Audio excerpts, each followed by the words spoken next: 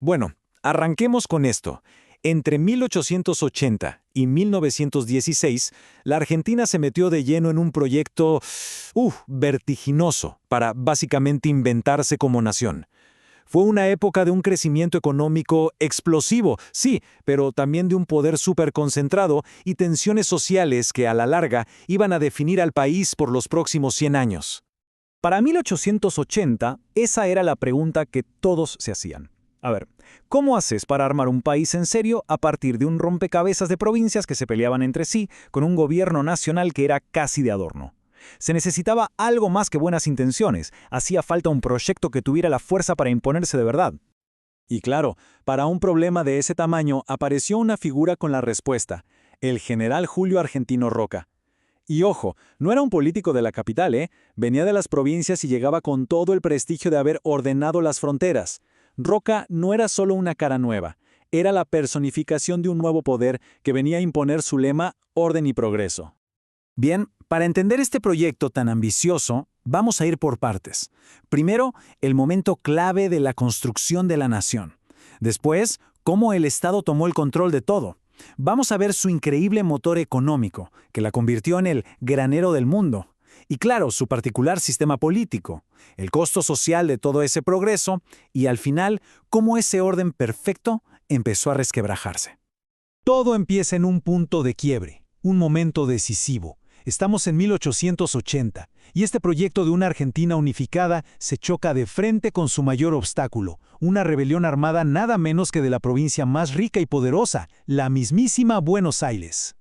La cosa era así. De un lado, el gobernador de Buenos Aires, Tejedor, con su idea de que la ciudad no debía ser la capital de todos. Del otro, el gobierno nacional, con el apoyo del resto de las provincias, que peleaba por centralizar el poder. La batalla fue sangrienta, pero la victoria del gobierno nacional fue total. Por primera vez en la historia, Buenos Aires quedaba sometida al poder de la nación. Con esa victoria bajo el brazo, el nuevo liderazgo, ya con Roca como presidente, se arremangó y se puso a trabajar. La tarea que tenían por delante era gigante. Construir de la nada un Estado nacional fuerte, centralizado, que pudiera llegar con su autoridad a cada rincón del país. Y el plan fue metódico, para nada improvisado. Primero, se acabó eso de las rebeliones provinciales. A partir de ahora, el poder era uno solo. Segundo, crear un único ejército nacional. Se terminaron las milicias de cada provincia.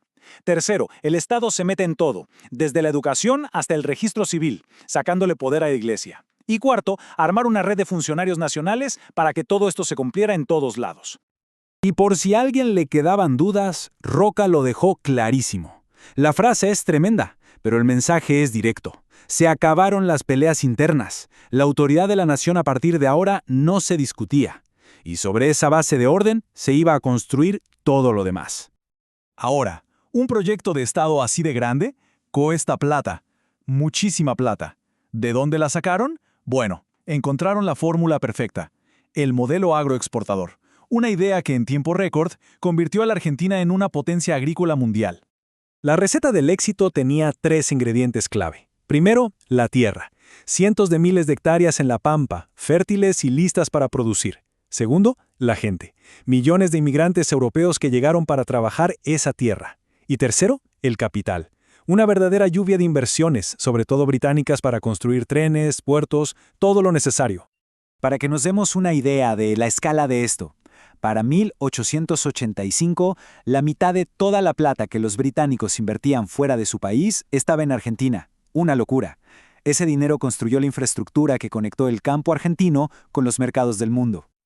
Ok, el país crecía, la plata entraba a raudales, pero ¿quién manejaba todo esto? Bueno, este crecimiento impresionante estaba controlado por un sistema político pero muy particular. Un sistema hecho a medida para una élite chiquita y muy exclusiva. Y acá aparece esa palabra que lo define todo. Oligarquía. Pero no se trata solo de ser rico, ¿eh? En ese momento, oligarquía significaba que el poder económico y el poder político eran la misma cosa. Este grupo se veía a sí mismo como los notables, o sea, los únicos preparados para gobernar. Y por supuesto, armaron un sistema para que nadie más pudiera meterse. ¿Y cómo lo hacían? Con lo que se conocía como la máquina electoral. A ver, las decisiones importantes se tomaban a puertas cerradas, entre los capos del partido. Las elecciones eran básicamente una obra de teatro para que pareciera democrático, pero el fraude y el apriete aseguraban que el resultado nunca, pero nunca, fuera una sorpresa. Este testimonio de la época es brutal. Describe cómo el día de la elección, si eras opositor, te arrestaban para que no pudieras votar. Así de simple. No era un error del sistema, era el sistema funcionando como se suponía que debía funcionar. La violencia no era un accidente, era una herramienta más.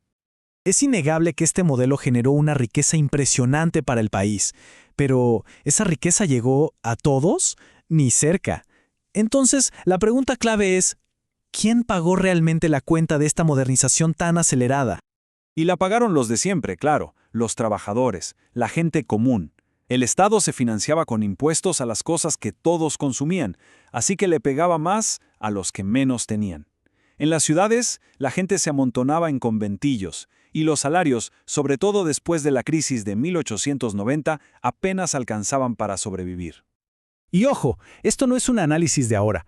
Ya en 1890, la Federación Obrera se lo dijo en la cara al presidente. Calificaron el sistema de atroz injusticia. ¿Por qué? Porque le ponía impuestos a la comida y la ropa, mientras que a los grandes terratenientes casi no los tocaba. Más claro, imposible. Un sistema con tantas contradicciones, tan desigual, no podía durar para siempre. Era como una olla a presión. Y a partir de 1890, ese orden que parecía de hierro macizo empezó a mostrar unas grietas enormes. Miremos la secuencia, porque es clave. En 1890, una crisis económica brutal desata una revolución armada, la famosa Revolución del Parque. La reprimen, sí, pero de ahí nace un nuevo partido opositor, la Unión Cívica Radical. Y los radicales no se quedaron quietos. Intentaron tomar el poder por las armas en 1893 y de nuevo en 1905. La presión era cada vez más fuerte, hasta que un sector de la propia élite se dio cuenta de que algo tenían que cambiar si no querían que todo explotara. Esa válvula de escape fue la Ley Sáenz-Peña de 1912. Impulsada por el propio presidente, que era un reformista, esta ley cambió las reglas de juego por completo. De un día para el otro se estableció el voto universal para los hombres, secreto para que nadie te presionara y obligatorio para que todos participaran. Era un intento de modernizar la política y, sobre todo, de calmar las aguas. Y acá llegamos al final y al punto más importante. La ley abría la puerta a una democracia de verdad, sí, pero se enfrentaba a más de 30 años de una cultura política de fraude y exclusión.